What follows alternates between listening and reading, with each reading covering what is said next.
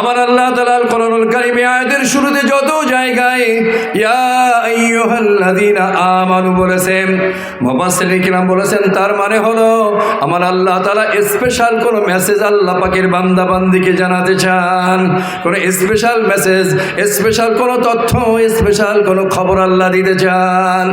ও আমার যুবক ভাইয়েরা, বাবাজিরাম, পর্দার অন্তরালের মা ও বোনেরা, আমার আল্লাহ তাআলা ঈমানওয়ালাদেরকে সম্বোধন করেছেন।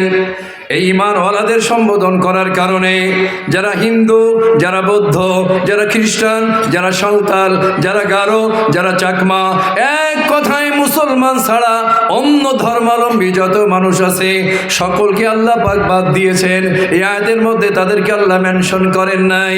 আমার আল্লাহ তাআলা বলেছেন ইয়া আইয়ুহাল্লাযীনা আমানুত্তাকুল্লাহ, ও ঈমানওয়ালারা, হে বিশ্বাসীগণ, তোমরা আল্লাহ তাআলাকে ভয় করো। ইত্তাকুল্লাহ, এই যে আলোচনা শুরু হলো, ভয় করার কথা কেন বললেন? যার মধ্যে আল্লাহর ভয় আছে সে কি মির্জাপুরের কোনো নিরপরাধ ব্যক্তির গায়ে আঘাত করে স্পট ডেথ তথা ওই জায়গায় মার্ডার করতে পারবে? সবাই একটু আওয়াজ দিতে হবে, পারবে?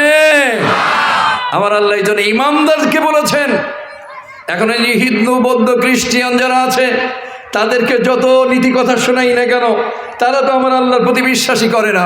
ওলামা ইকরামকে তারা মানবে কেন? আমাদের আম্বিয়া আলাইহিমুস সালাতু ওয়াস সালামদেরকে তারা মানবে কেন?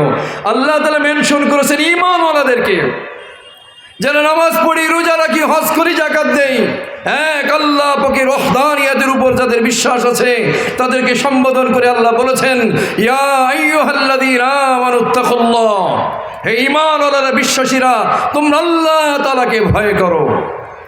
এই ইত্তাকুল্লাহ আর মুত্তাকি, মুত্তাকি কাকে বলা হয়? মুত্তাকি বলা হয় হলো, মুত্তাকির সংজ্ঞা মুফাসসিরিন ইকরাম করেছেন। বলেন তো, আপনারা একটু জবাব দেবেন, একসাথে ফতোয়া দেওয়া হয়ে যাবে। মদ পান করা মুসলমানের জন্য হালাল না হারাম? রমজান মাসে রোজা না রাখা এটা আমাদের জন্য জায়েজ না নাজায়েজ? হালাল না হারাম?